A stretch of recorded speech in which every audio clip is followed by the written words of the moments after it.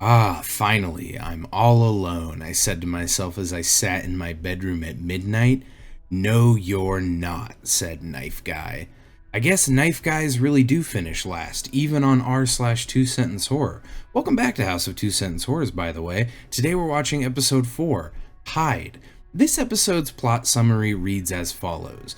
A home invasion in an affluent neighborhood turns deadly when a nanny tries to stave off a pair of attackers and protect the little girl in her care. The home invasion subgenre has never really been my thing. If people broke into my home, I would just pull blankets up above my head and render them completely powerless. My hopes, to be honest with you, are not very high for this episode, but maybe it can go huge and it can shock the world. Nice little opening shot of a van here in our affluent neighborhood. You can tell this is a really high-end area because of the super faded and worn-out concrete. Also, why would you frame your shot here? I know we're starting off early with this one, but dear lord, you couldn't have gone just down the street.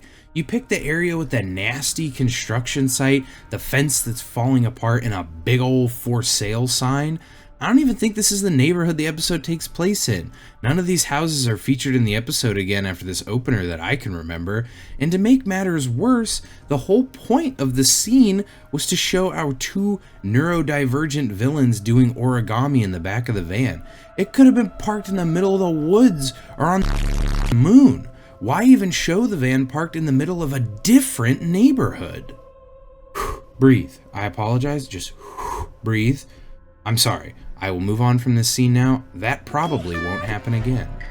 Oh, what do we have here? We got a little kid staying up past its bedtime to engage in shenanigans. Is that what I'm seeing? Why is his blanket, undulating? I'm seeing it move a lot more than him. It's like the blanket is alive or something. That should have been the episode. What I just said is way scarier than whatever will happen in a home invasion. Also, you dumb kid, why do you even need a flashlight when you're just talking to yourself? Just talk inside your own head if all characters are going to be played by you. Wait, what? I assumed, wrongfully so, I guess, that he was staying up past his bedtime, but he just... What? He left during breakfast to go lay in his bed and talk to his hand about the zoo. You know what? No. Not getting into another turbo rant this early into the episode. I just said I wouldn't do that. Just breathe and let the confusion wash over you. Just don't even fight it. Just let it in. Mom makes sure her kids are good to go. Then she heads off to work. She's taking the subway to work. Nice. Why, though, does this shot end by panning up for infinity? I'm not even joking here. It pans up into trees for 7 full seconds just to fade out to a shot of different trees. I thought maybe this was going to be a clever little infinity transition, but it turned out to be one of the most baffling editing choices I've seen in a while. It's like the cameraman just, fell asleep at the wheel. He started leaning forward and the camera just went whoop and just kept going up. She has arrived at work. Hey guys, remember that neighborhood from earlier? This house was definitely in that shot, okay? Just trust me. What do you mean the sidewalks look completely different? Shut up. Lady, I don't mean to tell you your business, but maybe put the old claw in your hair and get yourself presentable before you are standing directly in front of a glass door. You could have just done it when you were walking up the sidewalk. And also, why is this lady even acting like this anyway? She was telling her daughter how to deal with cops. She was walking around in disguise. That's suspicious. Wait, she does this regularly? She knows these people? The whole babysitting, housekeeping thing? She does that for these people? She has done that before? That makes her slinking around in disguise way weirder because these people already know her. Presumably some of the people in the neighborhood probably even recognize her. Is she the villain? Is she evil? The parents she's nannying for leave and she goes downstairs to find the child. Oh, that's nice at least. The parents kind of made it seem like Gracie, the little girl, her name's Gracie, they said that. They made it seem like she was a little demon baby, but she seems to have a real connection with her nanny. And I like Gracie's little dungeon here. A child would probably end up strangling themselves on these indoor swings in 15 seconds, but honestly, if I was 5 to 8 years old again, it would be hard for me to imagine a cooler room than a basement with swings in it, and I can draw all over the walls legally? It's snack time, so Gracie's watching TV while the nanny prepares food, and this cartoon Gracie is watching looks like something that would be playing in the USSR. Dang, though. Holy shit. You know what they don't have in the USSR? Those new regenerating apples. Did they just... What? Did they reuse footage of her cutting an apple, or did props have to swap in a new apple? It's not even that hard to notice that the apple drastically changes either. I mean, like, she had cut that thing down to the bone, and now it's back pretty much whole. Aw man, Gracie found a lighter and she literally just got out of rehab. And then when it's taken away, to make matters worse, she starts screaming, and to be honest, just give it back. This is super annoying. The worst thing she can do is burn herself a little bit. It's not like one dumb kid with a candle lighter can burn the whole house down, I think. I'm not a firefighter. I don't know, if it was me, I would just stand behind her and I would blow out the flame every time she lit it, and I'd be like, what's going on, Gracie? I don't even know. This is crazy. What's happening? I would gaslight the hell out of this little shit if it meant no more screeching. Unnamed Nanny hears the doorbell ring while she's doing dishes. By the way, I know in previous episodes I've been using names before the episode itself uses them, but no more. If this show wants me to refer to characters by name, it will have to earn it. And she goes to check the door and for some reason opens it? How dumb do you have to be to fall for a ding-dong ditch when you can fully see through the door? Why even open it? The potential upside is nothing, and a downside is you could let a bee or perhaps another winged creature of a different variety into the house. You gain nothing and lose everything here. Exterior shot of this house at night really shows this house is not very good to look at. That bitch from episode 1 must have designed this thing with that monitor of hers turned off, because it's just a rectangle with a square. Affluent my ass, these people are stupid. Oh boy, okay, we've gotten elderly. Bedridden old man joins the battle. Is that mouthwash on his bedside table? Gross. Put that in the bathroom. What? You're gonna gargle it and just spit it into your pillow? Why? Also, how much is this woman being paid? I hope it's like $1,900 for this one night. She has to watch a little stinkweed, cook for it, do the laundry, do the dishes, and provide care to an old man who looks like he died 4 days ago. Oh shit, someone knocked on the window door and gave Gracie a, candy thing? I'm not actually sure what that is, but given how awful she has been, I know she doesn't deserve it. Also, what the hell is going on outside this door? Why does it open into the void? I've never been to any residential area that is even this close to dark at night. Like, not even 50%. That opens into just nothingness. Actually, wait, can we back up a second? Just for a quick second. So the home invader's plan was to get the child to open the door, give her some candy, then go back out into the void to do a creepy sort of emerge from the darkness maneuver. What were they going to do if the nanny had a working brainstem and just walked up and closed the door? What was their contingency for that? So these two are just here to be weird, not to rob the place? Okay, got it. Fuck, they need so many screwdrivers for. I think just about all screwdrivers will have the same effect on a human, unless part of their dastardly plan is to go around messing with electronics in the house. That is actually scarier than even a murder. Imagine people breaking into your house and just taking screws out of everything and leaving. I would rather them just kill me. Hatchet beats knife, knife beats wrench, and wrench beats hammer. We all know the rules to a classic game of rock, paper, scissors, hammer, wrench, hatchet, knife, screwdriver, flashlight. You know what beats all of these tools, though? Gun. Gun actually prevails over this entire little toolkit you two have put together here.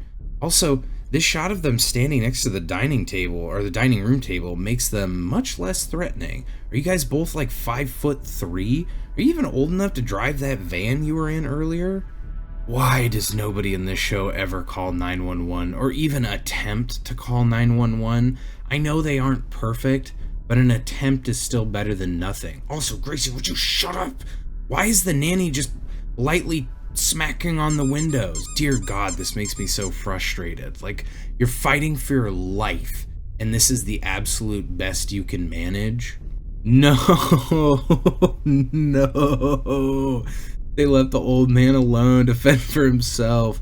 Alright, I don't like this nanny anymore. Her inaction has just doomed everyone. She didn't close the door. She didn't go into the room with Grandpa. She didn't even try and use the phone. She didn't barricade the room. Nothing. Somehow, her amazing plan of lightly tapping on the window and yelling a little bit did not pay off. R.I.P. Grandpa. I have no clue why they keep showing us shots of your boring gold ring, but I'm sure you were a real one.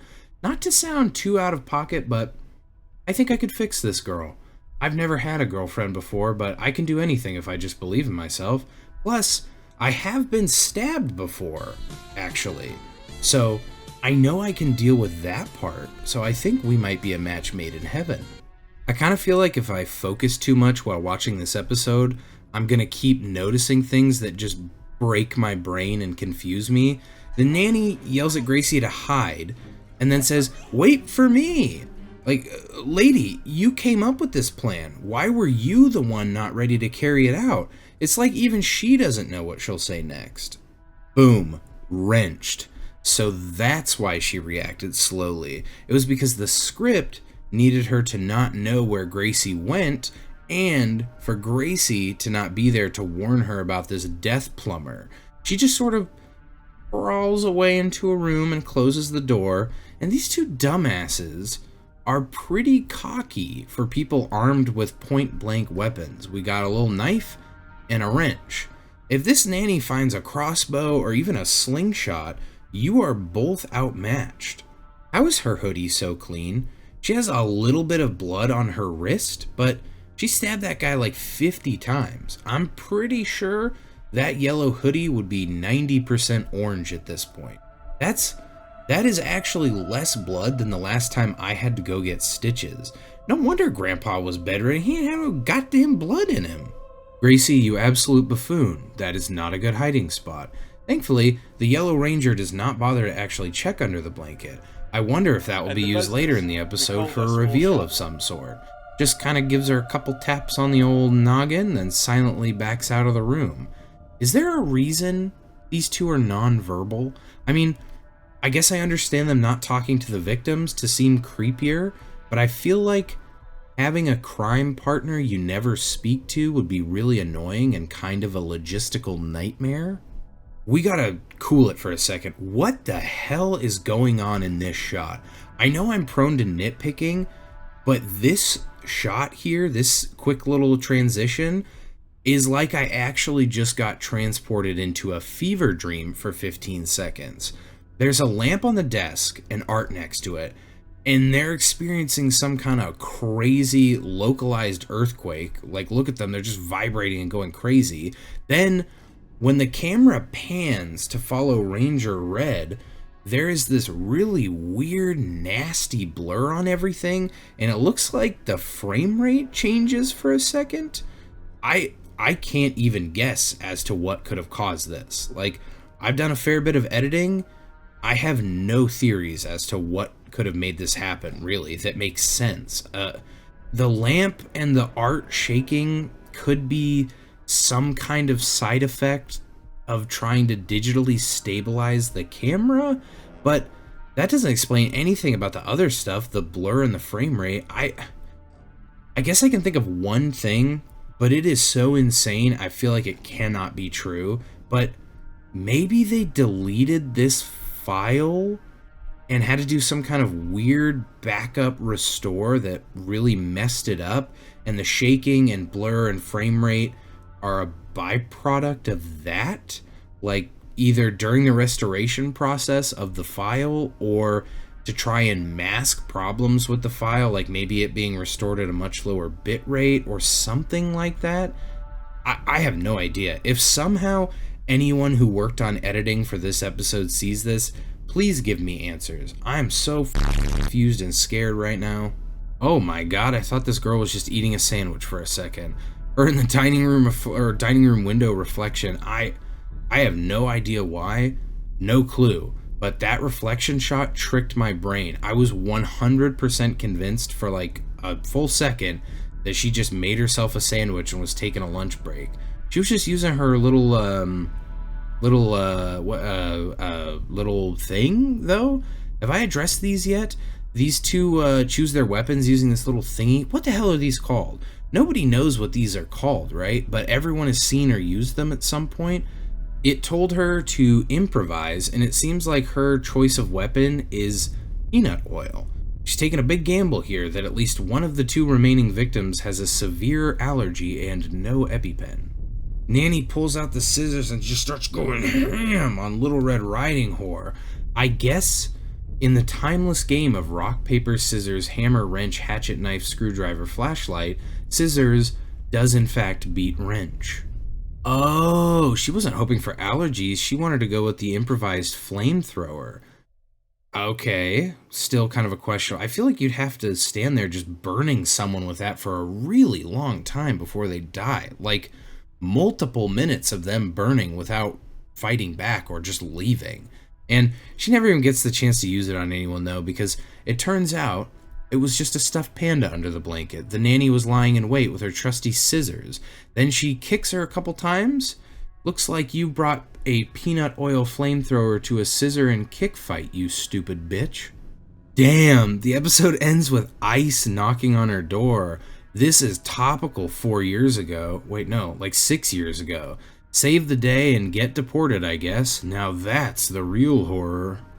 Knock knock, I heard, but the monsters had already found their way inside. That is actually not even related to anything that happened in this episode. Our protagonist didn't even hear a knock and watched the woman walk up out of the shadows to the door. They just really typed something up at random for these outros, huh? This episode also breaks tradition by not having a character do a fourth wall break and stare directly into the camera. My score for this episode is going to be biased, but I'm allowed to do whatever I want. I don't even like home invasion films or shows when they're done well, let alone done like this. So let's go ahead and just tally up everything that is knocking big points off the final score. Some of the worst editing mistakes I have ever seen, bad premise, villains that are not intimidating in the slightest, stupid ending, and most importantly, an annoying child. I am giving Hyde a pitifully low score of 16 out of 100. I do not remember if that makes it our new biggest loser, but in my heart, it does. It had 2 directors and 3 writers behind it, and I'm convinced they all share a brain cell but couldn't find it on the day of filming. This episode's featured comment is from me. I did a very good job commenting this, and even got pinned by the creator for my efforts. Obey the comment and join my Discord server. Thank you all for watching. I hope you have a very good day that does not end with me invading your home. See ya!